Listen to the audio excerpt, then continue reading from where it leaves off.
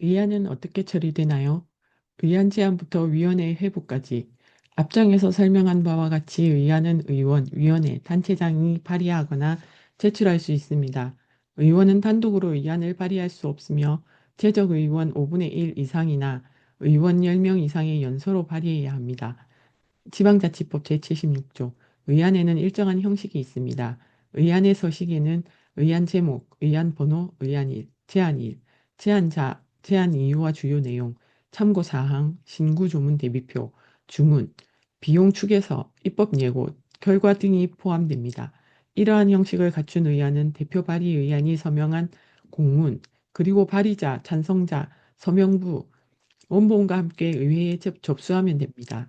의안을 접수하는 부서에서는 의안의 형식 요건을 확인하고 발의자 서명부, 제안 서식과 제안 본문의 제명 등의 일치 여부를 확인한 후 보완 사항이 없으면 바로 의안 번호를 부여합니다. 의안이 접수되면 상임위원회별 소관기관에 따라 의원의 소관기위원회를 결정해 의장에게 보고합니다. 소관위원회가 불분명할 때에는 의장이 운영위원회와 우선 협의하고 협의가 이루어지지 않을 경우에는 의장의 소관위원회를 결정해 회부하는 것이 통례입니다. 의장에게 보고되어 의안으로 확정된 의안은 의회 홈페이지에 등록한 후 인쇄해 모든 의원과 해당 위원회 위원실에 배부합니다. 그리고 본회의에 보고하는데 회기 중이고 본회의가 개의 중이라면 지체 없이 보고하고 소관 상임위원회에 회부합니다. 본회의가 폐회 중이거나 휴회 중이라면 보고를 생략하고 상임위원회에 바로 회부합니다. 그리고 다음번 가장 먼저 열리는 본회의 때 보고하게 됩니다. 하나의 안건은 반드시 하나의 소관 상임위원회에 회부해야 합니다. 안건을 분할 때 여러 위원회에 회부할 수는 없습니다. 극히 예외적이긴 하지만 특별위원회에 회부하는 경우도 있습니다. 이럴 때는 특별위원회 구성 목적에 특정한 안건을 심사한다는 내용이 포함되어 있어야 합니다. 하나의 안건이 여러 상임위원회의 소관과 중첩되거나 어느 상임위원회에도 속하지 않는 안건이라면 이를 위한 특별위원회를 새로 구성하거나 기존의 관련 특별위원회에 회부할 수도 있습니다. 의장은 예산안이나 기초선거구 확정과 같이 법정 의결 시한이 정해져 있는 의안이나 시급히 처리해야 할 의안에 대해 심사기한을 정해 위원회에 회부할 수도 있습니다. 본회의 직권상정을 위한 사전 절차입니다. 해당 위원회가 특별한 이유 없이 심사기한에 심사를 미치지 못한 경우에는 다른 위원회에 회부하거나 다른 본회의에 부의할 수 있게 됩니다. 최근 들어 지방의회 기능을 활성화되면서 의원 입법이 급증하고 있습니다. 이를 반영해 지역 주민의 일상생활과 밀접한 관련이 있는 조례안을 의원이 발의하는 경우에도 입법 예고를 하는 지방의회가 늘어나고 있습니다. 주민의 자치법규 참여 기회를 확대하고자 하는 취지에서입니다. 의장은 위원회에 회부된 조례안에 대해 의회 홈페이지 등에 게재하는 방법으로 조례안의 취지와 내용, 전문을 입법 예고할 수 있습니다. 입법 예고의 절차와 방법 등은 별도의 조례로 정하고 입법 예고 기간은 주말이나 공휴일을 제외하고 최소 5일 이상은 보장하는 것이 좋습니다. 위원회 심사를 거쳐 본회의 의결까지 위원회 심사 절차, 의안을, 의안을 위원회에 회부한다는 것은 의장이 의안을 심사할 권한이 있는 소관위원회에 송부함으로써 의안 심사가 본격적으로 시작됐다는 것을 의미합니다. 위원회 중심주의로 운영되고 있는 지방의회의 사정상 위원회의 심사 결과가 본회의에서 수정 없이 그대로 의결되는 사례가 많습니다. 따라서 본회의의 최종 의결에 앞서 소관상임위원회에서 처리한 예비심사 결과는 매우 중요합니다. 상임위원회는 의장으로부터 회부된 의안을 위원장과 소속 의원들에게 보고하고 의사일정에 상정합니다. 그런데 때로는 위원들이 의안에 대한 최소한의 검토도 못한 상태에서 의안이 위원회 의사일정에 상정되기도 합니다. 이럴 경우 위원회 심사가 형식적으로 진행될 우려가 있습니다. 이에 국회와 지방의회에서는 회부한 날로부터 일정 기간 이상 상정을 제한하는 규정을 두고 있습니다. 반대로 위원회에 회부된 후 상정이 미뤄지면서 발생하는 문제를 막기 위해 일정한 기간이 경과되면 자동으로 상정된 것으로 간주하는 제도도 있습니다. 상임위원회의 안건 심사는 의안 상정, 제안자의 취지 설명, 전문위원 검토 보고, 질의 답변, 축조 심사, 찬반 토론, 의결의 순으로 진행됩니다. 지위원회의 개의 선포, 당일의 의사일정 설명을 거쳐 해당 의안을 상정합니다. 그리고 나서 제안자의 취지 설명이 이어집니다. 제안 설명이라고도 불리는 취지 설명은 위원회에서 안건을 심사하는 데 참고할 수 있도록 제안자가 의안의 제안 이유와 주요 내용 등을 설명하는 것입니다. 안건 심사에 중대한 영향을 미치게 되므로 충분하고 상세한 설명이 있어야 합니다. 의원 발의 의안의 경우에는 대표 발의 의원이 직접 참석해 설명하는 것이 서면으로 제안 설명하는 것보다 안건 심사에 여러모로 유리합니다. 제안 설명이 끝나면 전문위원회의 검토 보고를 듣습니다. 모든 안건에 대하여 반드시 전문위원회의 검토 보고를 들어야 합니다. 이는 위원회에 소속된 전문위원으로 하여금 안건의 제안 배경과 기대 효과, 문제점, 개선 방안 등 필요한 사항을 검토하여 보고하게 함으로써 위원회 안건 심사를 보다 효율적이고 전문적으로 할 수 있기 때문입니다. 그러나 위원회에서 제안한 의안은 검토와 논의 과정에 전문위원이 직접 참여하므로 별도의 검토 보고를 하지는 않습니다. 전문위원회의 검토 보고서는 해당 안건의 위원회 상정 최소 3일 전에 위원들에게 배부하는 것이 좋습니다. 이는 위원들이 사전에 안건을 충분히 검토할 수 있도록 시간을 주기 위함입니다. 검토 보고 이후에는 위원과 제안자 간의 질의 답변을 합니다. 안건에 대한 궁금점과 의문사항, 문제점 당부 등에 관한 일반적인 의견을 주고받음으로써 수정 방향을 미리 제시합니다. 그래서 안건에 대한 찬성 반대를 표시하는 찬반 토론과는 구별됩니다. 질의는 주로 제안자에게 합니다. 그러나 의원이 발의한 의안에 대해서는 해당 집행기관 공무원에게 그 의견을 물을 수도 있고 전문위원에게 검토 보고와 관련된 내용에 대해 질의할 수도 있습니다. 질의 답변이 끝난 후에는 종결을 선포하고 심사나 찬반 토론에 들어가게 됩니다. 축조 심사는 의안을 한 조항씩 낭독하면서 심사하는 것입니다. 국회는 본회의 중심주의로 운영되던 제5대 국회까지 본회의 제2국회에서 축조 심사를 했으나 지금은 재정법률과의 전부 개정 법률안을 제외하고는 위원회 의결로 생략하고 있습니다. 지방의회에서 축조 심사는 거의 이루어지지 않습니다. 국회만큼 심사해야 할 조문이 복잡하거나 방대하지 않기 때문이기도 하고 필요한 경우 소위원회에 회부해 세부적인 심사가 가능하기 때문입니다. 찬반 토론은 의제에 대하여 위원회 소속 위원이 찬성과 반대의 뜻을 표명하는 것입니다. 안건에 대한 의견과 문제점, 옳고 그름에 대한 의견을 상호 교환하는 질의 답변과는 다릅니다. 그래서 찬반 토론은 의견을 개진하는 데 그치지 않고 무슨 이유로 찬성하는지 반대하는지를 정확하게 전달해야 하고 수정 의견이 있으면 그 내용을 명확히 발언해야 합니다. 찬반 토론이 모두 끝나면 위원장은 토론 종료를 선포하고 해당 안건은 부결에 붙여집니다. 일단 위원장이 표결을 선포한 이후에는 해당 안건에 대한 추가 발언이나 수정안 제출, 소위원회 회부, 보류 등과 같은 표결 이외에 어떠한 의사표시나 발언을 할 수 없습니다. 표결은 위원장의 요구에 따라 위원이 유의된 안건에 대한 찬성 또는 반대의 의사를 표명하고 그 수를 집계하는 것을 말합니다. 표결에 들어가기 위해서는 소속 위원들이 의결 정족수를 충족시켜야 합니다. 의결 정족수는 회의체에서 의안을 의결하는 데 필요한 최소한의 출석 의원 수를 말합니다. 지방자치법에서는 특별한 안건을 제외하고는 재적의원 과반수의 출석과 출석의원 과반수의 찬성으로 의결하도록 하고 있습니다. 따라서 의결 정족수는 재적의원의 반수를 넘어야 합니다. 표결 방법에 있어서는 전자투표 거수 기립, 기명 또는 무기명, 이의 유무의 방식이 있습니다. 위원회는 통상 전원 합의의 의사결정에 도달할 때까지 소속 위원 간 충분한 토론 기회를 부여합니다. 그래서 출석 의원 전원이 다 찬성한 후에 시행하는 이임 유무 방법을 선호합니다. 표결이 끝났을 때에는 위원장은 가부의 수를 계산하여 위원들에게 보고하고 의안의 가결, 부결, 결과를 위원장석에서 선포합니다. 이때 출석 의원 과반수 이상의 득표를 얻은 의원은 위원회를 통과하게 됩니다. 위원장이 의안이 원안대로 가결되었음을 선포한 후 다음 의제로 들어가면 이의 신청을 할 수 없습니다. 본회의 보고 및 의결, 이송. 위원회가 안건의 심사를 마친 때에는 심사 경과와 결과, 그 밖에 필요한 사항을 서면으로 작성한 심사보고서를 의장에게 제출합니다.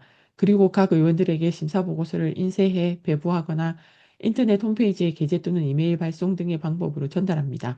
심사보고서를 통해 다른 위원회 의원이나 시민들이 해당 안건의 취지와 문제점, 수정 내용, 표결 결과 등을 상세히 알 수 있기 때문에 본회의 안건 심의에 가장 중요한 자료가 됩니다. 특히 본회의는 원활하고 효율적인 운영을 위해서 제안자의 제안 설명과 질의와 토론 등의 절차가 생략되는 경우가 많으므로 그 중요성은 매우 큽니다.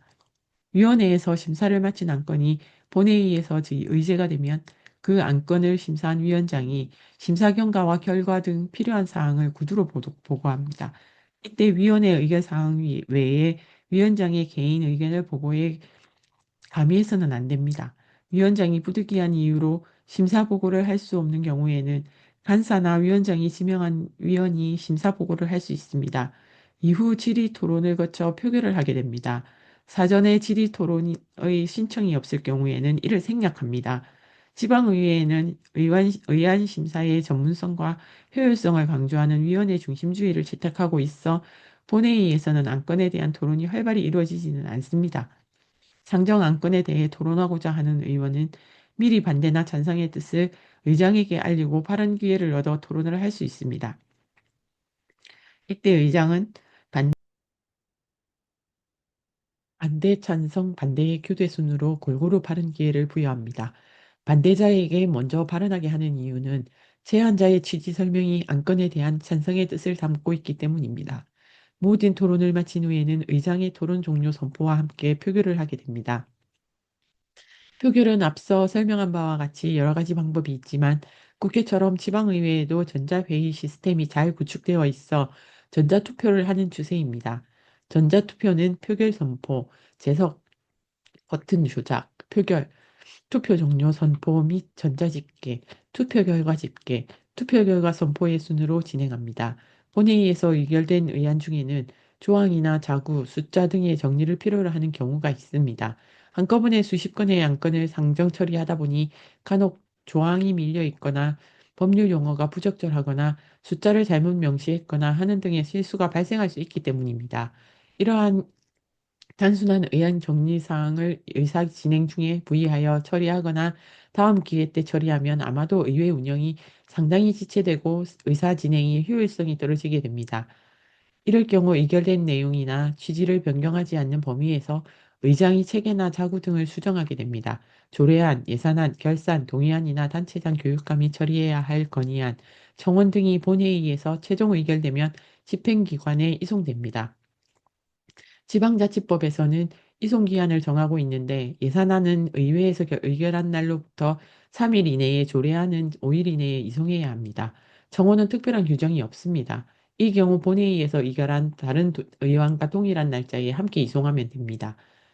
의안의 공포 및 제의 요구, 재개정된 조례의 시행일은 부칙으로 정합니다. 조례는 공포한 날부터 바로 시행할 수도 있고 유예기간을 두고 공포한 날부터 일정 기간이 경과한 날부터 시행하도록 규정하기도 합니다. 그래서 공포일자는 매우 중요합니다. 그런데 조례와 규칙에 특별한 규정이 없을 경우도 있습니다. 이때는 공포한 날부터 20일이 지나면 효력이 자동으로 발생합니다. 지방의회에서 의결된 조례안이 집행기관에 이송되면 단체장은 20일 이내에 조례 규칙 심의, 회의 심의를 거쳐 서명한 후 직인을 찍고 공포 연월일을 기입하여 지역 주민에게 공포합니다. 대부분 공포는 지방자치단체가 발행하는 공보 등과 같은 정기 간행물에 게재하는 방법을 활용합니다. 그런데 지방의회에서 의결한 조례안이 집행기관 입장에서 볼 때 집행 곤란하거나 의견을 달리하는 상황에 놓일 수 있습니다. 이럴 때 지방의회의 의사를 묻는 제2 절차를 거치게 됩니다. 즉 단체장이 이송된 조례안에 대해異議が있으면 20일 이내에 그 이유를 붙여 다시 지방의회로 환부하고 제2를 요구합니다. 이에 대해 지방의회가 제2에 붙여 재적의원 과반수의 출석과 출석의원 3분의 2 이상의 찬성으로 종전과 같은 의결을 하면 그 조례안은 조례부터 확정됩니다. 또한 이송된 날로부터 20일 이내에 공포하지 않거나 제2 요구를 하지 않아도 그 조례안은 조례로 자동 확정됩니다. 이러한 경우 단체장은 지체 없이 조례를 공포해야 합니다. 만약 조례가 확정되는 5일 이내에 단체장이 공포하지 않는다면 지방의회 의장이 대신 공포할 수 있습니다.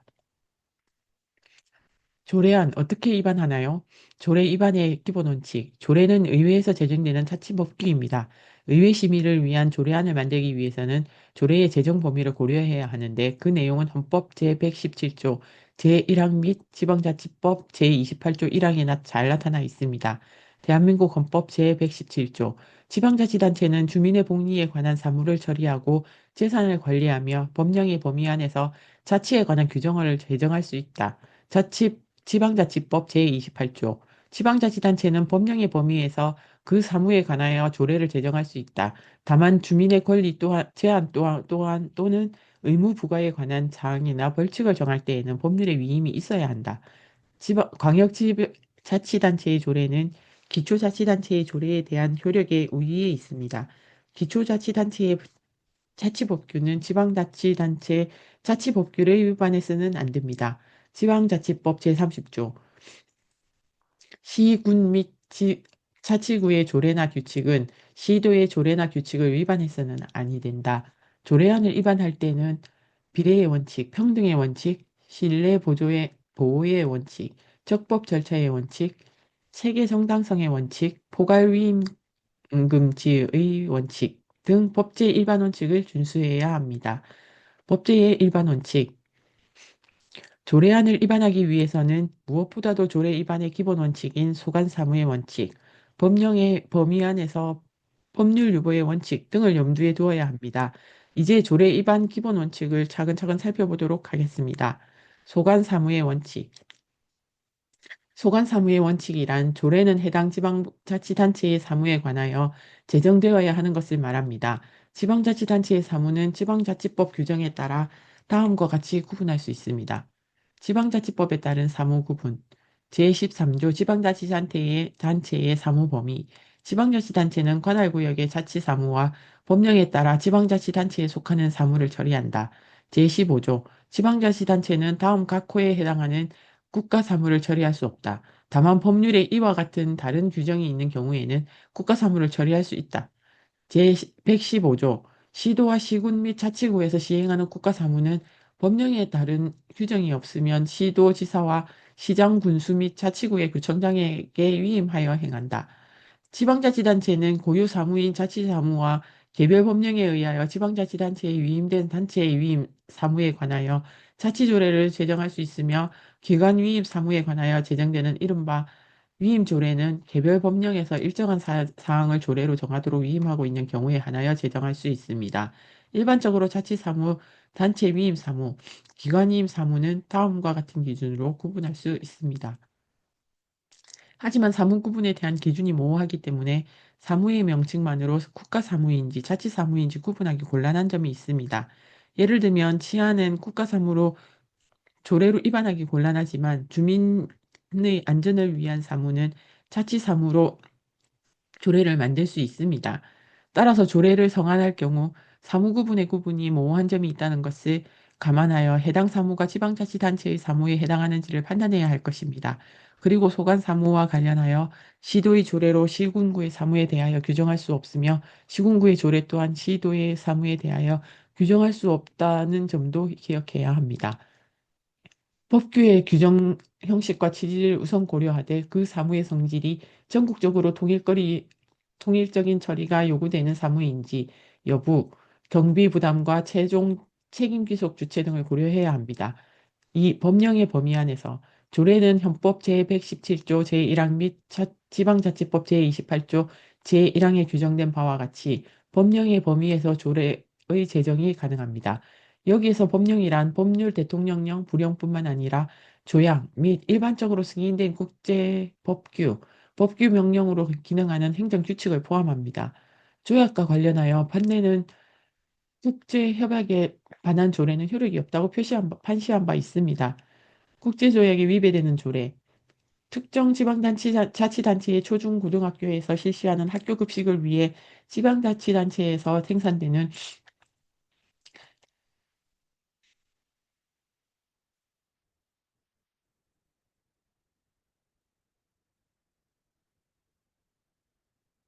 우수 농수 축산물과 이를 재료로 사용하는 가공식품, 이하 우수 농산물이라고 한다. 를 우선적으로 사용하도록 하고 그러한 우수 농산물을 사용하는 자를 선별하여 식자재나 식재료 구입비의 일부를 지원하며 지원을 받은 학교는 지원금을 반드시 우수 농산물을 구입하는 데 사용하도록 하는 것을 내용으로 하는 지방자치단체의 조례안이 내국민 대우 원칙을 규정한 1994년 관세 및 무역에 관한 일반 협정에 위반되어 그 효력이 없습니다. 학교 급식을 위해 우리 농수축산물을 우선적으로 사용하도록 하고 우리 농수축산물을 사용하는 자를 선별하여 식재료나 식재료 구입비의 일부를 지원하는 것 등을 내용으로 한 광역지방자치단체의 조례안이 국내 상품의 생산 보호를 위하여 수입 상품을 국내 상품보다 불리하게 대우하는 것에 해당하는 것으로서 내국민 대우 원칙을 규정한 1994년 관세 및 무역에 관한 일반 협정 제3조 제1항 제4조에 위법한 이상 이 조례안에 대한 제 의견은 효력이 없습니다. 행정규칙과 관련하여 판례는 행정규칙의 형식으로 그 법령의 내용이 될 사항을 구체적으로 정하고 있는 경우에 그 행정규칙이 법령의 위임 한계를 벗어나지 아니하고 그 법령의 규정과 결합하여 대외적인 구속력이 있는 법규 명령으로서의 효력을 갖는다고 판시한 바 있습니다. 행정규칙 형식의 법규 명령. 법령의 직접적인 위임에 따라 행정기관이 법령을 시행하기 위하여 필요한 구체적인 사항을 정한 행정규칙은 상위 법령의 위임 한계를 벗어나지 아니하는 한 대외적인 구속력을 갖는 법령 명령으로서의 기능을 합니다.